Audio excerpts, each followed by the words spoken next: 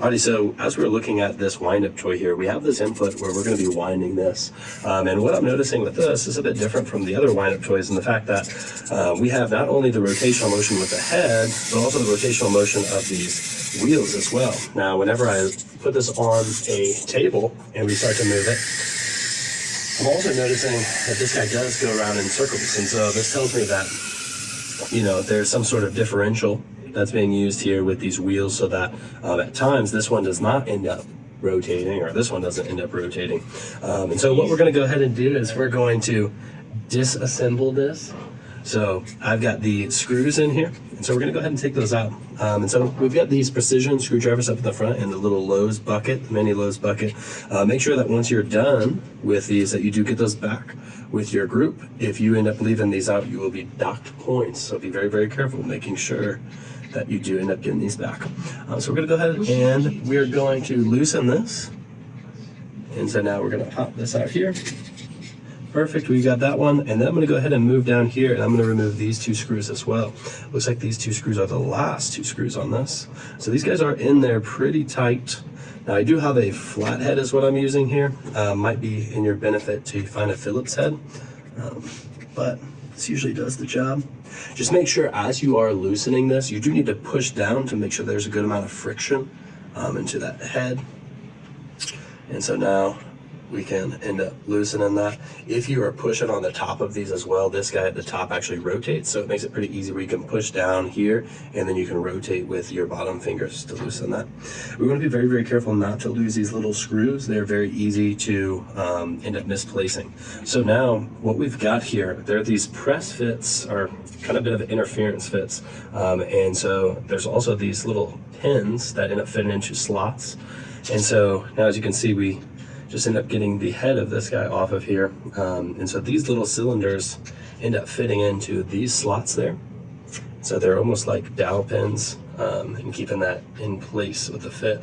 And then as you can see, we have that hole for where that screw was. So the screw goes in there, and then it ends up connecting into this material here where it'll bite into that. And so that material, that inner cutout, is actually smaller than the actual screw itself. And so now we can see this mechanism here. What I'm also going to do is I'm going to actually hold this together. I'm just going to take a look at this. And so what I'm seeing is that's going back and forth a lot. So back and forth, rotating. So kind of interesting to see that. It makes sense. Now, how does that grab onto this guy? It looks like, if I look at that side profile, this guy, it's kind of like a square cutout almost. And it fits into a slot right on there so that it stays in place. And so, you know, the fastener that we end up using, that screw, is going to keep this piece in there, and it fits into that slot here on that side part. So I'm going to go ahead and put the face right there. Then we're going to go ahead and disassemble this. Now this, we want to be very, very careful and remove this very slowly. We want to try to get as much information as we can while removing this, and try to be, you know, make sure that nothing moves around. I'm going to go ahead and take this guy. I'm going to set this down for right now. Now I see that we've got this here. Now I'm going to go ahead and take this. Now what I'm noticing with this is that this is the part that's moving back and forth here, right? So it pops up here, but that does come down here. Now, if I end up looking at this guy, I'm trying to figure out where does this guy end up interacting with this. And so we can kind of mess around with this here just a little bit. I'm going to set this guy down. I'm going to put it upside down here. And I'm going to try to hold this gearbox in place. I'm going to move this. And so what I'm noticing is there's this oscillation, right, where this black piece here, right here, this black plastic piece is going back and forth. And so we can try that again. So I'm saying that, I'm saying movement with those wheels. Let's see if we can see any difference in speed. I don't really see too much difference in speed for those wheels. So that's kind of interesting. We're gonna investigate a bit further. I also see that we have this front wheel here on the front, and that ends up having these two cylinder pieces that are out there. It's almost like an axle. Oh, okay, interesting. That allows us to move up and down. So as this is rotating, it's gonna have one part where, let me see if I can set this guy down. As it's rotating, you can imagine the axle is gonna keep this in place, right? And so what's gonna happen is as this is rotating, if this is the ground down here, we're gonna be dipping downwards, then we're gonna pop back up a little bit more with this as it's moving. So it's gonna go up and down like that, kind of simulating those wave motions. We're gonna go ahead and take this front wheel. We're gonna put that guy right there. I'm gonna take these screws as well. We're gonna put them over here. So now we're going to get down to the actual gearbox itself. So I'm going to go ahead and try to just lift this guy up.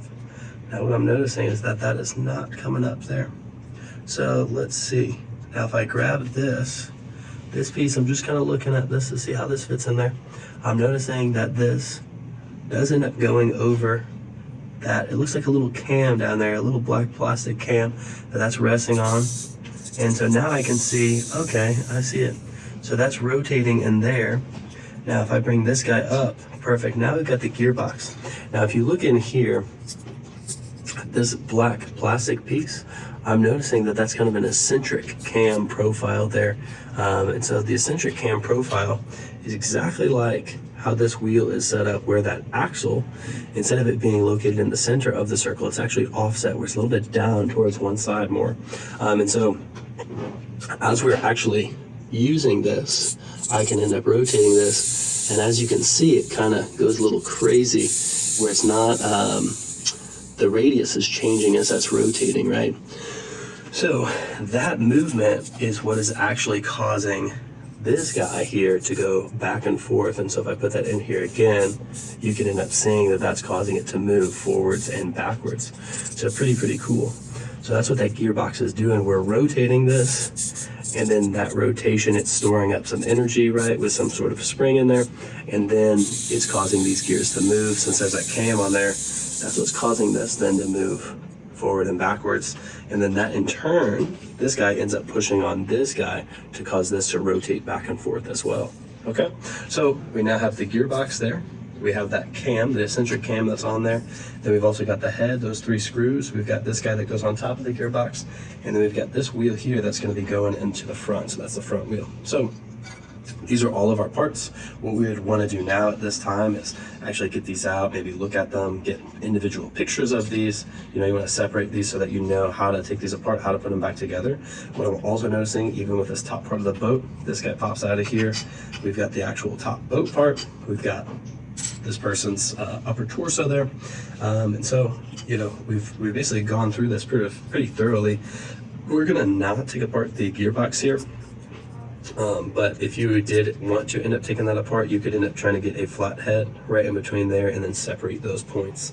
So that ends up using a tight fit on there, a press fit, to put those plastic pieces together in there. Then we got all the gears. But anyways, what we're gonna do now is we're gonna go ahead and set this guy back up. So we have successfully disassembled this. We are now going to reassemble this. So we're gonna go ahead and take this guy.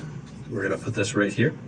What I'm going to additionally do is I'm going to take this guy right here. Now there's that eccentric cam over there. It's going to be lined up with this side profile here of that, I guess you could say, semicircle cut out. So now we've got that. Up next, what we want to end up doing is we want to make sure that we have this front wheel that is like an eccentric wheel. And so we got that axle lined up with those divots on the side that are going to be holding in that axle. We're going to place that guy right there. I'm going to be careful with that because that is going to end up kind of popping that guy up. So we'll take that into consideration as we're putting that back on, being careful. I'm going to go ahead and press this guy in there. So that's a nice interference fit, maybe even press fit. Yeah, it looks like a press fit. I have to push with pretty good excessive amount of force to get that guy in place.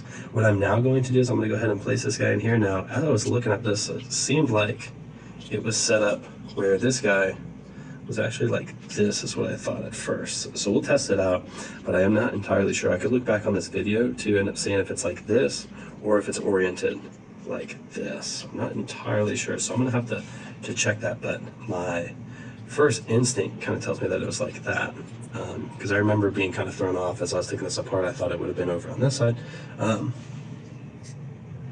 You know what, I'm gonna go with my first instinct. I'm gonna actually flip it so that it is indeed oriented like that. So it's set up like that. So then now what we can do is we can end up putting the head part back on here. Now we don't want to go backwards. It'll look like something crazy like The Exorcist. We're gonna put it on here just like this. We're gonna end up getting this guy as well. We're gonna have those pins fitting into those slots. And what I'm gonna go ahead and do is I'm gonna drop a screw on in there. Now I'm gonna go ahead and take my precision screwdriver set. And I'm going to tighten this head on here so that then that head will stay in place. Now we want to have a pretty good amount of torque on there, but we want to be careful not to strip that. Plastic is easy to strip. So Now we see that we have that movement. As I'm looking at this guy is moving just like that. And so what I'm guessing is that this is going to end up lining up where it's going to be in contact with this other piece that's right there that is protruding out of there, and then that's going to actually push on this, causing it to rotate back and forward. So we'll have to test this out. So now what we can end up doing is I'm just going to make sure that this axle is in those slots there on the side, and then we're going to make sure everything else here is good to go. I'm going to hold down that gearbox. I'm going to wind it up, make sure that we got that forward and back oscillating movement there. Yep, looks like we've got it. And so now we're going to go ahead and put this guy back in here just like this. So now that we've got that, there we go. I'm going to actually take these screws.